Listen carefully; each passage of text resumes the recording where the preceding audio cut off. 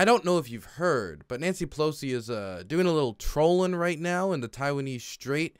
She's going to be doing a tour of Asia. She's going to be stopping by nations like Korea, Malaysia, possibly, I think, Indonesia. I forget all the nations on the itinerary, but one of the nations on the itinerary is Taiwan. Now, at first, it was up in the air. We didn't know if she was actually going to go to Taiwan, and then there was kind of like some flip-flopping behind closed doors, possibly, or we really don't know what happened behind closed doors.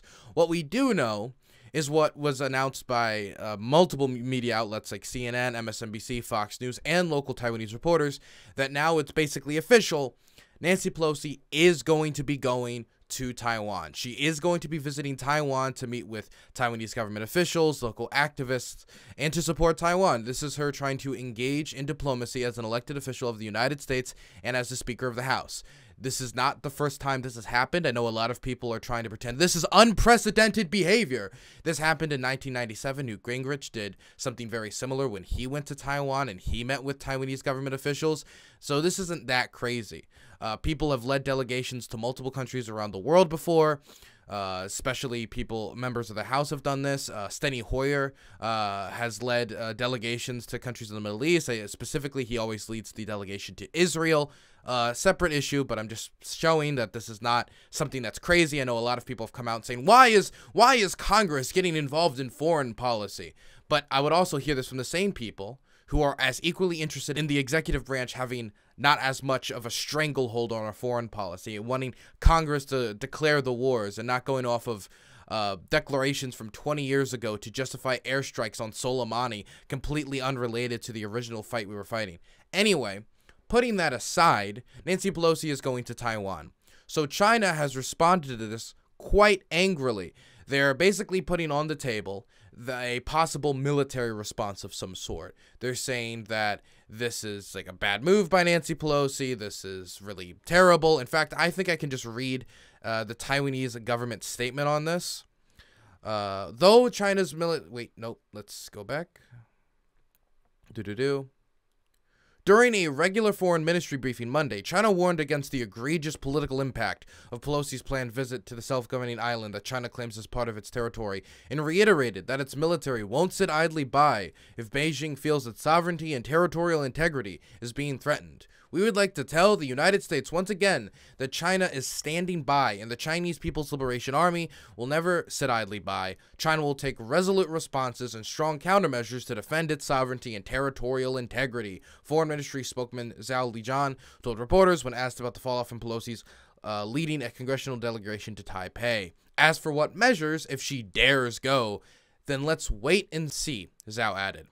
This isn't the only response we've seen. We've also seen the Chinese military, while they didn't directly mention Taiwan, they released a video talking about we're going to bury our enemies. It was the Eastern Theater from the People's Liberation Army. They released this video of jets and soldiers being strong and missiles, basically chest pounding. Remember when Russia would release all these chest pounding military ads with their helicopters in the sky showing how strong they are? This is basically what China's doing in this instance. They're chest pounding.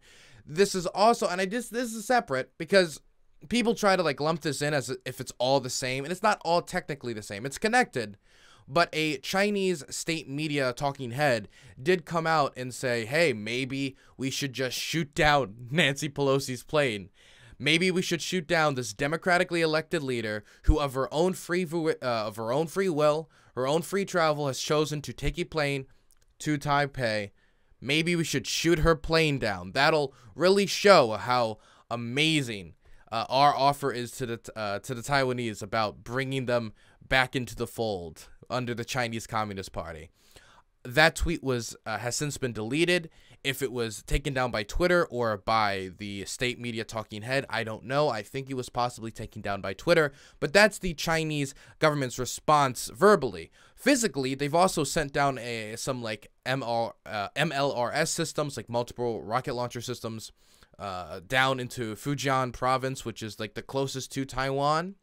They've also, you even see these videos of Chinese military vehicles just on the beach with like Chinese civilians just sitting there like relaxing on the beach as these just armored vehicles pass on by. It's absolutely wild.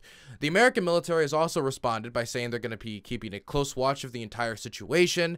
They have mobilized some of their ships into the area in case something happens. They want to have some forces in the area possibly to respond. I believe that Nancy Pelosi is being escorted not just by like her own normal staff, but by military personnel. I need to double check that though, so please go double check that. I don't want to lie to my audience. So the military has responded of the United States as well. I do want to say that Biden did have, from reports, the Biden administration was quietly behind the scenes kind of like, hey, Nancy, maybe you shouldn't do this. Maybe this isn't the brightest idea. And then immediately like 180'd once it got out into the public. This is not that crazy from the executive branch standpoint, because the executive branch has constantly tried to throw Taiwan under the bus. I wouldn't say this is exactly throwing Taiwan under the bus, but this keeps in line with the executive branch being more, I would say, extremely dovish on Taiwan and more cordial towards Chinese demands. And the legislative branch, and this is one of the few times we'll see this, just hard breaking with the executive branch in strong support of Taiwan. That's how we got the Taiwanese Relations Act, which built the foundation for American aid to Taiwan, which has kept Taiwan well armed and ready for any invasion that might come its way. And so this is one of the few instances in American foreign policy where you actually see the legislative branch just straight up rejecting what the executive branch is saying and just going the exact opposite direction, or being more aggressive when it comes to defending Taiwan than the executive branch. So it's really interesting in that. It's been like that through multiple administrations. Henry Kissinger was one of the, I think, members. Now, he's not a member of the executive branch, but he's the staff of the president. One of the people who was most willing to sell out Taiwan to the Chinese Communist Party, for example, but his policies were checked by the legislative branch. His recommendations, that is. So that's the situation as we find it right now. So a lot of people is looking at this, you know, American planes in the area, watching the situation very closely, American ships. The Chinese are moving, you know, armored vehicles down the Fujian province. There's Chinese state media talking about shooting down Nancy Pelosi's plane. And so a lot of people, once again, every time something like this happens, we have these same people come out and they say, oh, World War III. This is it. The world's going to end. We're going to see nuclear hell clouds engulf the United States, engulf China, engulf Taiwan, engulf the world, and then we're all going to die. It's all going to be a disaster, all because Nancy Pelosi decided to get on a plane and go to Taiwan for no particular reason. This is a disaster. I can't believe it. The world's going to end. It's going to be a disaster. This is going to provoke the Chinese, and they're going to take over Taiwan. Again, this isn't the first time this has even happened historically. People trying to pretend this is a huge break in precedent. Newt Gingrich did the same thing in 1997, even released a statement recently saying, asking Nancy Pelosi not to back down. But no, World War III is not going to break out. The Chinese are not going to invade Taiwan. It's not going to happen. I am making a strong commitment right here, right now, on August 2nd, 5:42 Ukraine time, that the Chinese are not going to be invading Taiwan. Now, there's a few reasons why I don't think this is going to happen. And I'm giving a strong commitment because I saw all those people wiggle out of, oh, when I said that Russia wasn't going to invade Ukraine, what I really meant was I don't want to give myself any wiggle room on that, okay? Here's the reasons why they're not going to invade. One of the main reasons, and I think this is going to be the biggest sticking point for the Chinese Communist Party, the government in China, is going to be the fact that a lot of military experts don't think they could even necessarily take the island. That if they were to take the island right now or attempt an invasion, it would be extremely risky. It would be a move from the Chinese Communist Party that might end in failure. And if it ends in failure, that would be a massive amount of egg on the Chinese Communist Party's face. It would have a ton of deaths, a ton of casualties, and a ton of pointless violence that ended in nothing but complete failure. It is not, like when you look at Russia invading Ukraine, and I do want to bring up this comparison because it's one of the most recent invasions we can think of in history. When Russia invaded Ukraine, they had like an interconnected like highway system. They have like a direct land bridge. They, you know, they have it's like right there, right? It's right there. And so an invasion from Russia into Ukraine is a lot easier than an invasion from China into Taiwan, when there's a whole strait dividing them. There's a reason why China hasn't taken Taiwan up to this point, and it's not out of the kindness of their heart. If you look into the history of the strait crisis that we had with the Chinese, it's not out of the kindness of their heart. They wanted to take it. They just couldn't. And I don't necessarily think that that situation has changed. Military analysts somewhat disagree if they possibly could. Maybe they could, but it's not for sure. There's a decent chance of failure. Even more likely if, the United States got involved. And with our strategic ambiguity on Taiwan, there's a decent chance we will. And the Biden administration seems to be, compared to past presidential administrations, more supportive of Taiwan generally. That doesn't mean he's perfect on it either, as I talked about this kind of like 180 recently. But he's better than past administrations. He's more supportive of Taiwan. So that's the first thing. Most experts won't even give China necessarily like the W here if they do invade. The second thing is what we already talked about.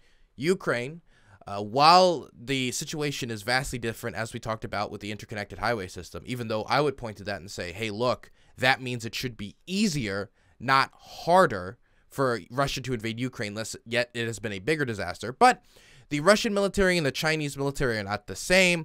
Not all foreign militaries are the same, obviously. So the Chinese military could possibly be a lot less corrupt. The Chinese military could possibly be a lot more competent. They could have a much better strategy. But the invasion of Ukraine and Western resolve has somewhat unsettled some people in Chinese leadership, and there is a possibility that they could look at that and say, you know what, maybe not right now. Maybe we need to give it some more time, which makes sense considering, again, they might not necessarily even win, as military experts have talked about. So that has kind of unsettled them a bit. Now, Western resolve on Taiwan, in my opinion, is going to be weaker, mostly because Taiwan is in Asia and Ukraine is in Europe. And for Europeans, like, Ukraine's a much bigger issue than Taiwan. That doesn't necessarily mean they won't give any support. Taiwan is kind of working to build those relationships in Europe. It's part of the reason why we're seeing so much aid from Taiwan to Ukraine. I even personally, with an embed with some aid workers, filmed the delivery of Taiwanese aid in the Donbass and up and around Kramatorsk. But the interconnectedness isn't the same. But again, Ukraine has unsettled some people in Chinese leadership. There's also the fact that the element of surprise would not really be there. The whole world is kind of watching this plane ride. The whole world is kind of watching Nancy Pelosi dab on the Chinese Communist Party, to put it lightly. And so if they were to try something now, it's not like they would catch the Americans completely by surprise. It's not like they would have some element of surprise, which they might want to have in an operation like this. And lastly, unless they knew Nancy Pelosi was going to go to Taiwan months in advance, they don't have all the necessary gears and pieces in place to launch an invasion right now. They could attempt to scrape something together and throw it at Taiwan. But to be clear, we saw what a unprepared, lackluster invasion can result in Ukraine. The grand Russian failure, as we've seen. And that is with months of military training exercises on the border with the troops there, specifically under the idea of we are going to be threatening an invasion so we can get concessions possibly. Never mind, guess we're not getting, Ukrainian land, or we're not getting some big concessions, so we're just going to invade. This is our form of diplomacy. And they still failed. They didn't have the logistics in order. They didn't have a ton of stuff in order. The landing at Hostomel Airport was a huge disaster. And so the Chinese don't, they haven't been preparing for this for months. So unless they can scrape together some mystical military force in a quick period of time, it wouldn't make sense. So they can't necessarily take the island. Ukraine has them a little uneasy. They're not exactly prepared for this, and they'd lose the element of surprise. So there's multiple things involved here. There's multiple factors involved as to why the Chinese invading right now does not make sense. Not to mention, and I do want to bring this up because there are some xenophobic people out there who will basically oh, China's like an ant colony nation. They just don't care about human life. It doesn't matter. They're just going to throw life away. Chinese people value human life. The Chinese Communist Party does not want to have their entire nation engulfed in nuclear hellfire Just like we don't want to have our entire nation engulfed in nuclear hellfire because we all don't want to die. When I see people like talking about like China with nukes or Russia with nukes, they talk about it almost as if like Russia and China are perfectly willing, under the most slight grievance, just wipe out the entire planet, which is not the case because, contrary to popular belief, China and Russia are both on the planet. And so they would like to keep China and Russia both intact.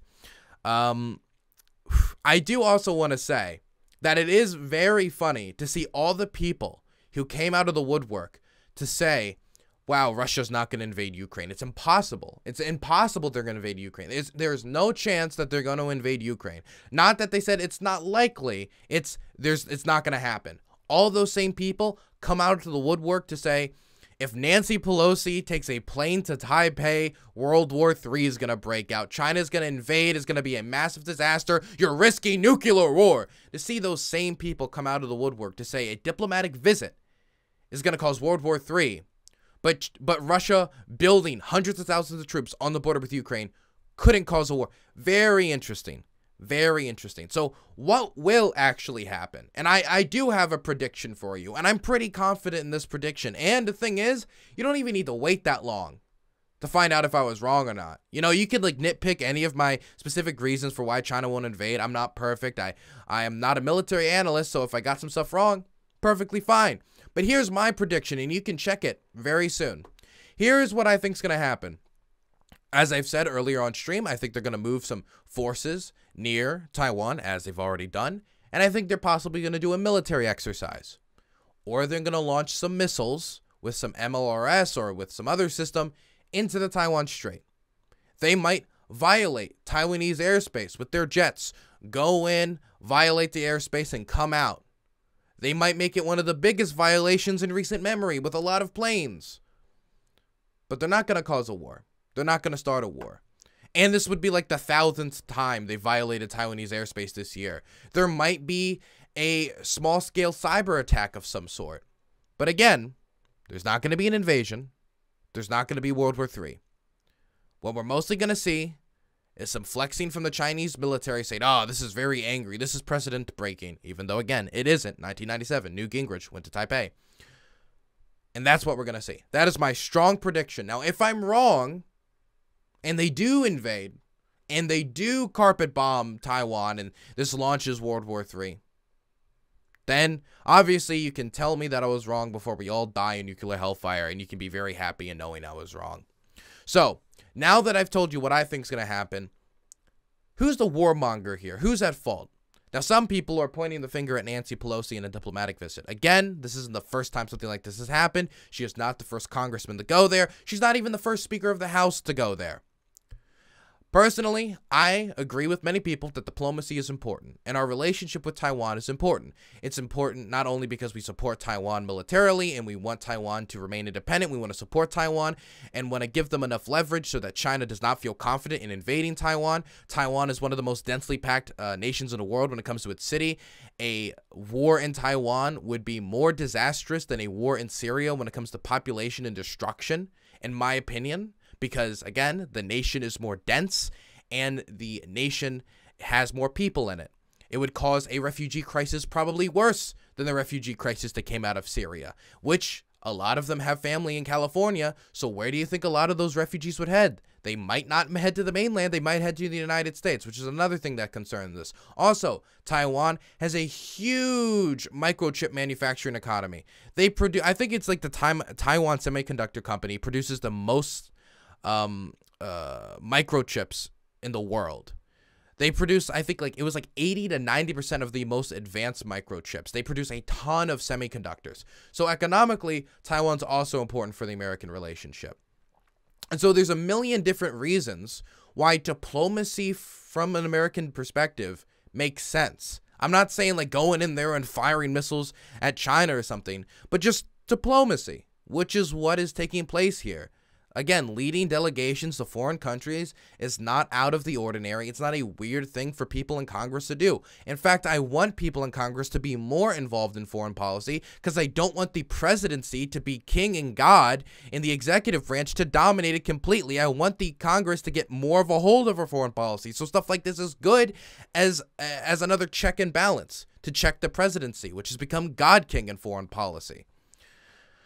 So that's another reason. So these are all like good reasons as to why we would want our Congress people going to Taiwan, why we would want to have this diplomacy with Taiwan.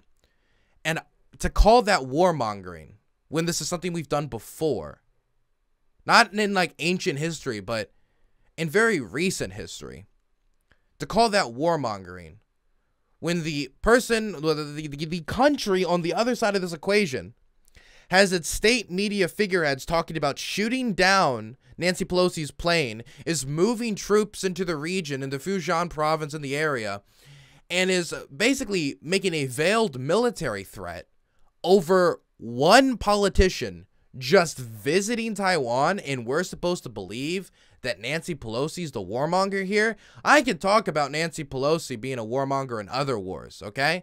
Absolutely. But this... no, absolutely not. This is not an example of Nancy Pelosi or the United States being a warmonger. In fact, this is an example of Nancy Pelosi and the United States trying to engage in diplomacy and the Chinese Communist Party, the government, not accepting that and wanting to respond with force because they can't win diplomatically with Taiwan right now. Tsai Ing-wen is not very happy with how the government in Beijing is treating Taiwan. And so since right now, the government of Beijing is losing diplomatically with Taiwan, they want to resort to the other option, and that is forceful reunification. So, I don't believe we should just allow the Chinese government to bully our diplomats or politicians as they go and engage in diplomacy abroad.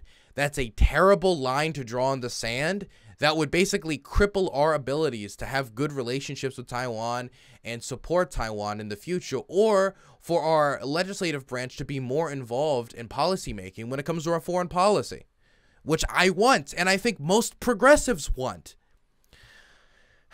Now, we can get into this a more like ideological discussion here, where I think personally that democracy is good, okay? I would like to call myself radically pro-democracy, not only when it comes to international affairs. This is why, for example, I'm not a huge fan of the Saudi government. This is why, for example, I think we should not be assisting in the war in Yemen at all. But also domestically, this is why I believe felons should be able to vote, and hell, even possibly prisoners. I've talked about this before. I know it's gotten me some heat, but it's a position I still hold. But I also believe in that when it comes to our foreign affairs.